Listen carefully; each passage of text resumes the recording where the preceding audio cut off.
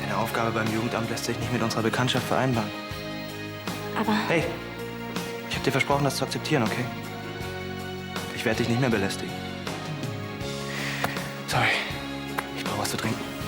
Die Lahnstein Holding vermache ich meinem erstgeborenen Enkel Johannes von Anstetten.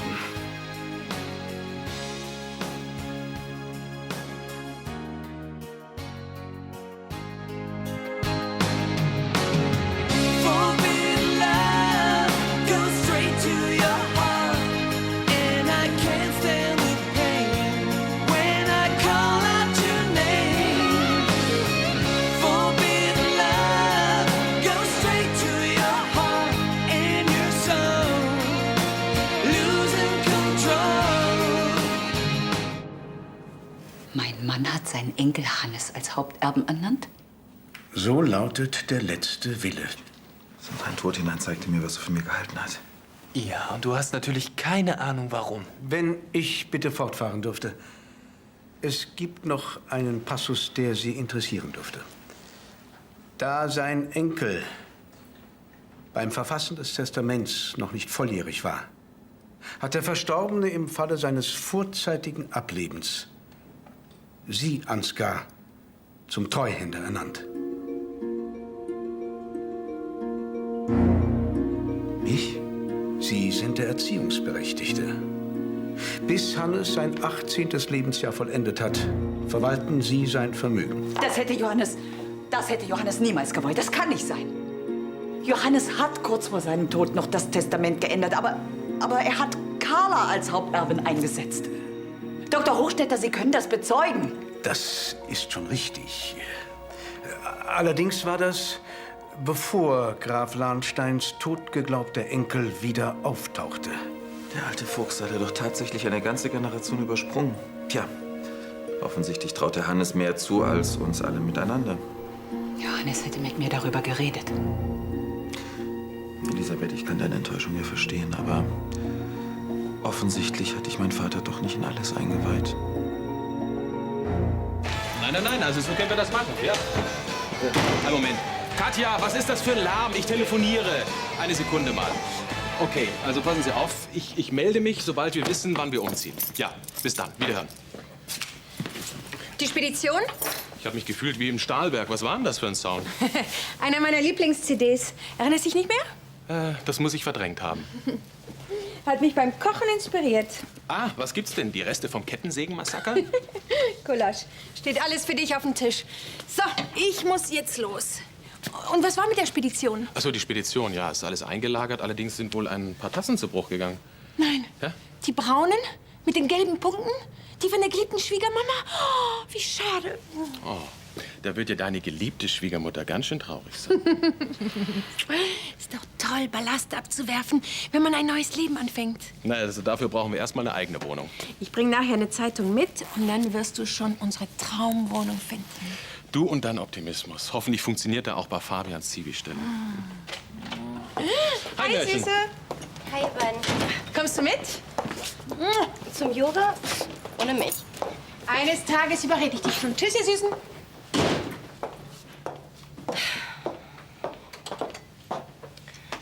Ach, Papa, das ist alles so blöd. Ja, hast du Sebastian nicht erzählt, warum du ihn versetzt hast? Du bist überfallen worden. Der Mann, der kann froh sein, dass dir nicht mehr passiert ist. Ich wollte ja, aber er hat gedacht, ich wäre noch mal wegen Hannes gekommen und dass mein Job mir wichtiger ist. Der war echt getroffen. Ja, das wird er auch bleiben, solange du ihm nicht die Wahrheit erzählst. Ist aber besser so. Du, langsam werde ich nicht mehr schlau aus dir. Ich kann mein Anerkennungsjahr knicken, wenn ich jetzt einen Fehler mache. Warum musste ich mich ausgerechnet in einen Lahnstein verlieben? Naja, in Zeiten des globalen Wandels, da sehnen sich die Frauen nach Männern aus gutem Hause. Besonders bei solchen Vätern. Ach, jetzt komm. Es gibt nicht nur eine Handvoll Männer. Das ganze Land ist voll. Den Spruch hattest du schon drauf, als ich 15 war. Und? Hat er geholfen? Aber egal. Ich muss mich erstmal bei dieser Tanja bedanken. Dann erpresse ich den Staatsanwalt eben. Irgendeine Leiche hat doch jeder im Keller. Ja, und wenn nicht? Dann legst du ihm eine rein. Hauptsache, ich werde freigesprochen. Nach einer wiederholten Kindesentführung, da brauchen wir eine Menge Leichen. Adrian, dann lass dir gefälligst was einfallen. Nur deinetwegen muss ich überhaupt ums Sorgerecht kämpfen. Ja, aber nicht auf nüchternen Magen. Der Tod ihres Vaters hat Carla hart getroffen, aber warum ist sie mir gegenüber so distanziert? Naja, so wie ich sie kenne, denke ich, sie will das alles mit sich selbst ausmachen.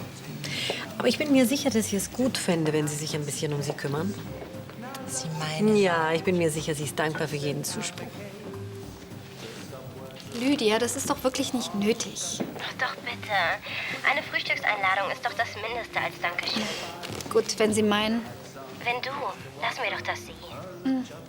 Okay, wenn du drauf bestehst, dann treffen wir uns morgen im No Limits. Ich freue mich. Ich mich auch. Und wie erst. Ich liebe die Brandners. Eine Familie, die ihre sozialen Verpflichtungen sehr ernst nimmt. Und die Kleine macht's auch noch zu ihrem Beruf. Dass du sie vor einer angeblichen Vergewaltigung gerettet hast, bringt dir zwar ein paar Punkte, aber die kommt doch sowieso drauf, dass du die Mutter von Hannes bist. Das soll sie auch, sobald sie auf meiner Seite ist. Und dann kriege ich das Sorgerecht wieder. Johannes wollte unbedingt, dass Carla sein Erbe antritt. Wir haben lange darüber diskutiert. Selbstverständlich hättest du dich gern selbst als Erbin gesehen, richtig? Der Einzige, dem es immer noch Macht geht, das bist doch du. Ja, und dazu ist ja auch jedes Mittel recht. Du schreckst noch nicht einmal davor zurück, das Testament deines Vaters zu fälschen. Ich möchte mir das lieber nicht mit anhören.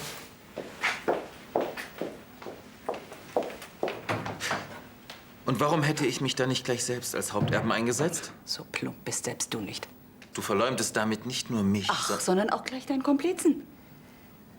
Sie haben sich in letzter Zeit sehr häufig mit Ansgar sehr intensiv unterhalten. Warum wohl? Ich nehme mal an, um die Fälschung in die Wege zu leiten. Gräfin Natschan, ich muss nur sehr bitten. Meine Familie führt seit Generationen diese Kanzlei. Aber sowas ist mir noch nicht untergekommen. Nochmal zum Mitschreiben.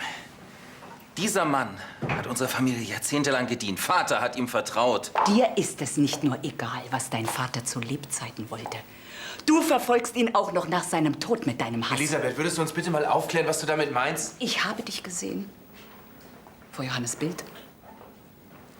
Du hast dich regelrecht gefreut, dass er tot ist. Das ist nicht wahr, oder? Dass er kurz vor seinem Tod sein Testament noch mal geändert hat. Hätte er das wirklich getan, dann hätte er diese Kopie in den Safe gelegt. Da liegt aber nur das Exemplar, das Carla als Erbin ausweist. Und genau dieses Exemplar werde ich jetzt holen. Sie schlägt nur noch um sich. Ja, und trifft damit den Richtigen. Wenn es wirklich stimmt, was Elisabeth gesagt hat, dann... Sie verrennt sich doch in Schuldzuweisungen. Abwarten.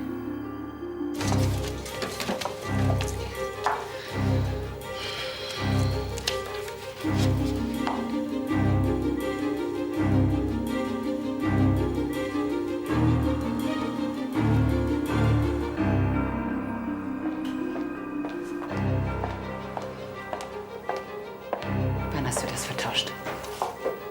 Letzte Nacht? Heute Morgen? Ganz ruhig, Elisabeth.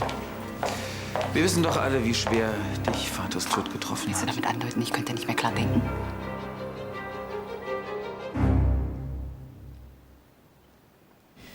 Es gibt Schöneres als eine Familie, die sich ums Erbe streitet. Zum Beispiel eine ganz bestimmte Frau? Was? Na, die, der du neulich im No Limits die Apfelschorle über die Klamotten geschüttet hast. Lydia hat mir die Apfelschorle über... Ach, was soll's. Lydia heißt sie, hm? Du bist ja schon einen ganzen Schritt weiter.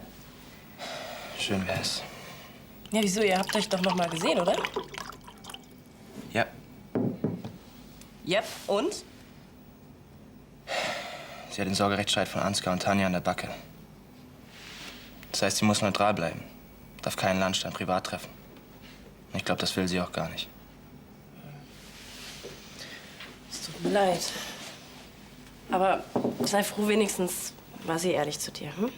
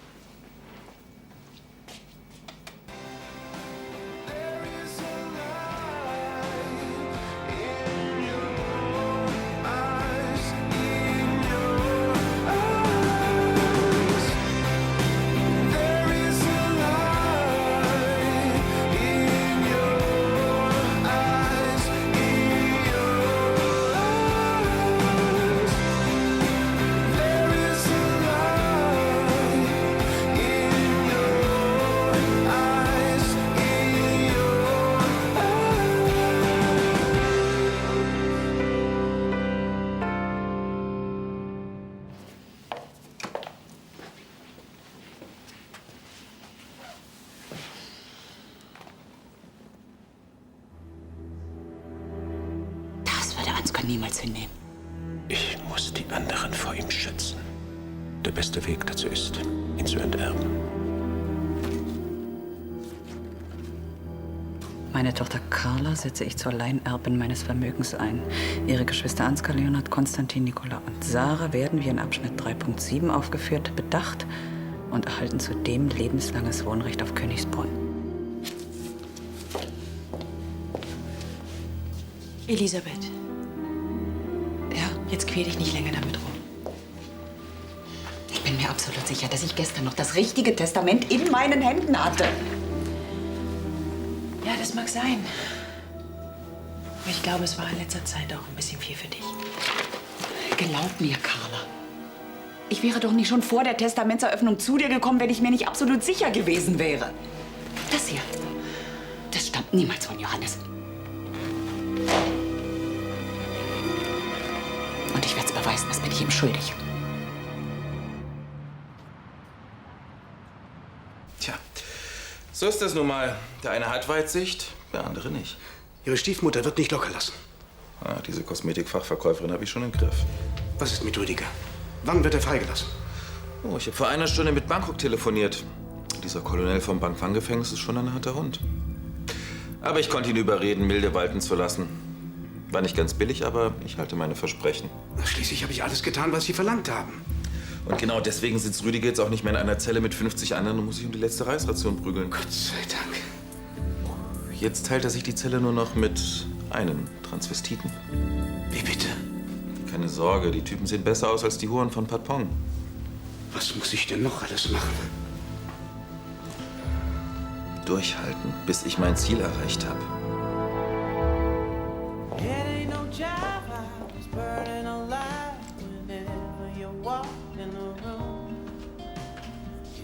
So quickly, I was feeling so sickly, like a lover who lost his muse. The sharks in the tank are... War gar nicht so leicht, euren Portier zu überreden, mich hereinzulassen. Aber sonst wäre es ja keine Überraschung gewesen.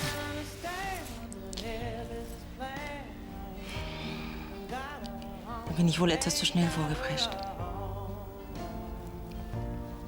Dein Vater? Ich kann mir immer noch nicht vorstellen, dass ich ihn nicht mehr wiedersehen werde. Wenn du lieber alleine sein möchtest, dann... Es ist wirklich sehr lieb von dir.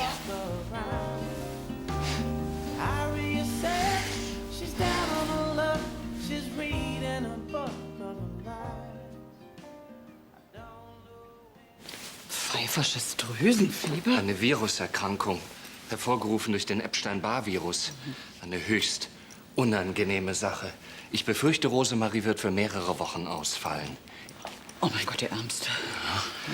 Naja, Gott sei Dank ist sie bei Dr. von Thielen in besten Händen. Ja, schicken Sie ihr doch bitte im Namen der Familie einen Strauß Blumen. Und wenn sie sonst noch irgendwas braucht. Der Strauß ist schon unterwegs. Ja. Und um eine Vertretung werde ich mich selbstverständlich kümmern. Vielen Dank, Justus. Ja. Dankeschön. Einen wunderschönen guten Morgen, Elisabeth. Wohin des Wegs? Ich lasse Johannes' Unterschrift auf Echtheit prüfen. Ja, das ist eine hervorragende Idee. Warum bin ich da bloß nicht selbst drauf gekommen? Bitte schön. Entschuldigung. Du bist also erst seit kurzem in der Stadt und deine Familie wohnt hier auch hier? Ja, das war totaler Zufall. Kaum hatte ich die Zusage für meinen ersten Job, war klar, dass sie auch hierher ziehen. Bis auf meinen Bruder David, der reist gerade durch Australien. Aber vielleicht kommt er bald wieder und ihr seid alle zusammen. Dann wäre das Chaos wieder perfekt.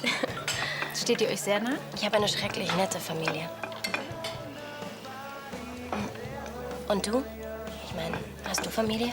Ja, ich habe eine Schwester, aber zu der habe ich kaum Kontakt. Deswegen habe ich mir damals auch selbst eine Familie gewünscht. Aber sie haben mir meinen Sohn ja weggenommen, du weißt ja. Ich bin mir sicher, da gibt es Möglichkeiten. Auch wenn der Vater so einflussreich ist, wie du gesagt hast. Ich werde auf jeden Fall weiter um ihn kämpfen. Mir bleibt eh nichts anderes übrig. Du schaffst das schon. Ich habe selten eine Frau getroffen, die so entschlossen und mutig wirkt. Wenn du jetzt wieder auf den Überfall anspielst. Ich habe nur das getan, was jeder tun würde. Die meisten Leute gucken noch lieber weg, bevor sie auch noch dran denken, sich irgendwie einzumischen. Seid ihr zufrieden oder kann ich euch noch was bringen? Die Rechnung bitte. Leider, ich muss langsam los. Ja, kein Problem. Ich habe dich lang genug aufgehalten. Die Rechnung geht auf mich. Ich bin nicht alleine auf dieser Welt. Mir sind auch schon so viele Sachen runtergefallen. Das haben wir gleich.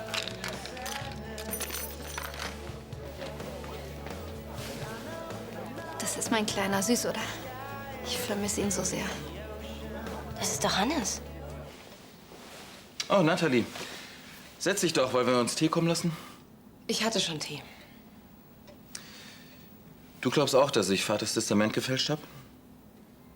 Du hast Johannes auch schon mal vergiftet. Da ist das doch eine deiner leichtesten Übungen. Aber Natalie, nicht ich habe die Firma geerbt, sondern Hannes. Was für dich von Vorteil ist, für den Kleinen aber nur Nachteile hat. Was soll das denn jetzt heißen? Unter meiner Leitung werden die Gewinne maximiert. Die Firma wird ein Mehrfaches wert sein, wenn der Kleine erwachsen ist. Tanja hat jetzt noch mehr Grund, um das Sorgerecht zu kämpfen. Ich würde Tanjas Gier doch nicht noch zusätzlich Futter geben und den Kleinen in Gefahr bringen. Dass du Hannes nichts Böses willst, das glaube ich dir sogar. Aber ansonsten? Ansonsten traust du mir natürlich alles zu, richtig? Ja, ich habe mir das wohl alles selbst zuzuschreiben. Tja, bei der Trauerfeier, da dachte ich zunächst, Ansgar nimmt der Tod seines Vaters doch sehr mit, aber dann... Bitte sehr. Oh, danke, Angelo.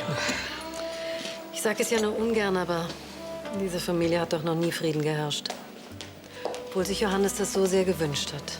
Ja, und aus diesem Grund muss ich etwas gegen Ansgar unternehmen. Und du meinst wirklich, dieser Hochstädter steckt mit Ansgar unter einer Decke, ja?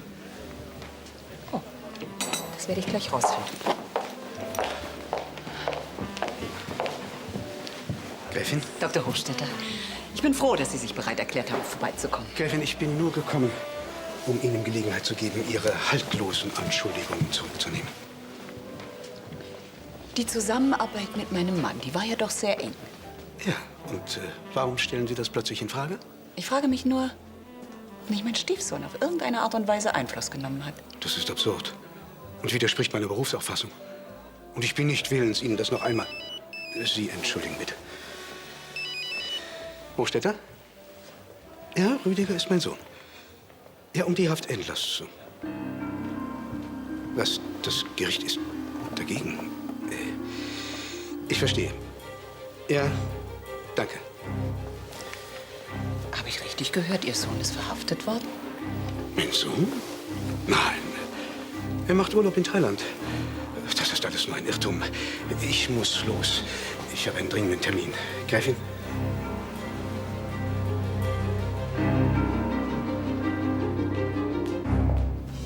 Ich fass das nicht. Also das ist... Ich kann es kaum glauben. Du kennst Hannes. Lydia, wie geht's meinem kleinen Schatz? Hat er Probleme? Vermisst er seine Mami? Ich möchte ihn gern sehen. Ich weiß noch nicht mal, was er gerade durchmacht. Hannes geht's den Umständen entsprechend gut. Den Umständen entsprechend? Man hat ihn mir weggenommen. Ich kenne die Akten. Du hast ihn klein nach Uruguay entführt. Ja, weißt du warum? Weil sein Vater mir den Zugang verwehren wollte. Dieser Dreckskerl weiß gar nicht, was eine Mutter empfindet. Aber deswegen kannst du ihn nicht entführen und seinen eigenen Tod vortäuschen. Dieser ganze Albtraum fängt jetzt von vorne an. Wenn nicht du, wer kann mir dann helfen? Das weiß ich nicht. Ich möchte natürlich nicht, dass du Probleme wegen mir kriegst. Das würde garantiert passieren. So ein Zufall nimmt mir doch keiner ab. Aber irgendwas muss doch passieren. Tanja, wenn du weiter mit mir reden willst, dann beantrag bitte einen offiziellen Termin bei mir.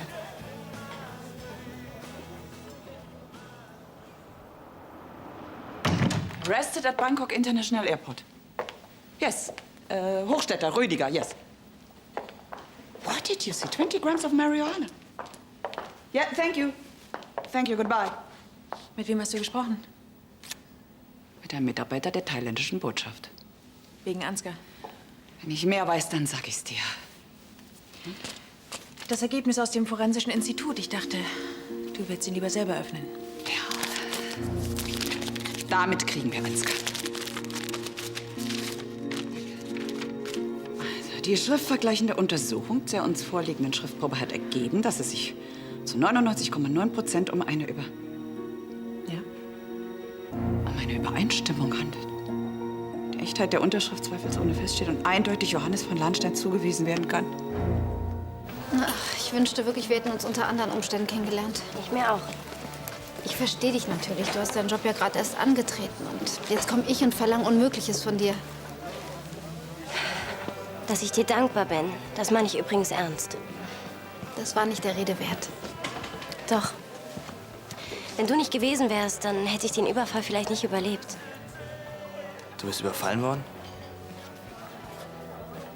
Ja, vorgestern. Wieso hast du mir das nicht gesagt?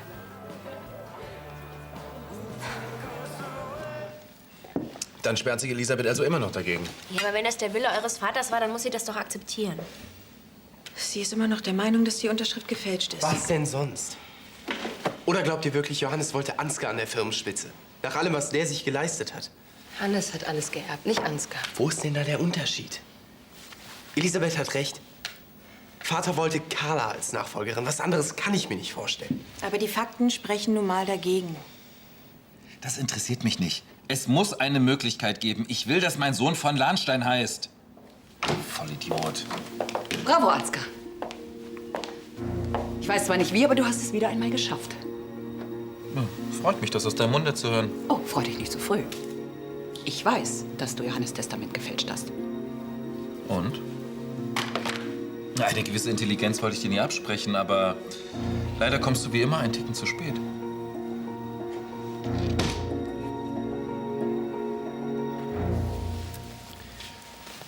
Ansgar hat da irgendwas dran gedreht. Ganz egal, was diese Experten-Heinis sagen. Vaters Unterschrift wurde verifiziert. Daran ist nichts mehr zu ändern. Trotzdem. Er war doch nicht geistig umnachtet. So einen Scheiß hätte der niemals unterschrieben. Auch wenn dir das Ergebnis nicht passt. Wir sollten uns deshalb nicht streiten. Ganz genau. Das hätte Vater mit seinem Testament garantiert nicht gewollt. Wir sollten uns vielleicht in Zukunft besser damit abfinden. Ansgar ist hier der Boss. Damit wirst du nicht durchkommen. Ich werde den letzten Willen deines Vaters durchsetzen. Und wenn es das Letzte ist, was ich in meinem Leben tue. Na, das wäre doch was. Dann hättest du ja immerhin wieder was zu tun. Ich fand, in letzter Zeit wirktest du doch arg unterfordert. Ich meine, von der Trauerfeier natürlich mal abgesehen, aber es kann ja schließlich nicht jede Woche jemand sterben, der dir nahe steht. Ich dachte eigentlich, nachdem du ein Jahr um deinen Sohn getrauert hast, dass dich diese Trauer weiterbringt. Dass du endlich merkst, worauf es im Leben eigentlich ankommt. Oh, das weiß ich doch. Oh nein, das weißt du nicht. Du bist noch verbitterter geworden, weil du gemerkt hast, dass du deinen Vater nicht täuschen kannst. Von seinen Kindern warst du für ihn immer derjenige, dem man keine 5 Meter über den Weg trauen könnte. Auch wenn du Testamente fälschst, diese Wahrheit wirst du nicht ungeschehen machen. Bisher ist mir das doch ganz gut gelungen, oder? Ja, das glaubst auch nur du. Ich mach dich fertig, du miese Ratte. Verlass dich drauf.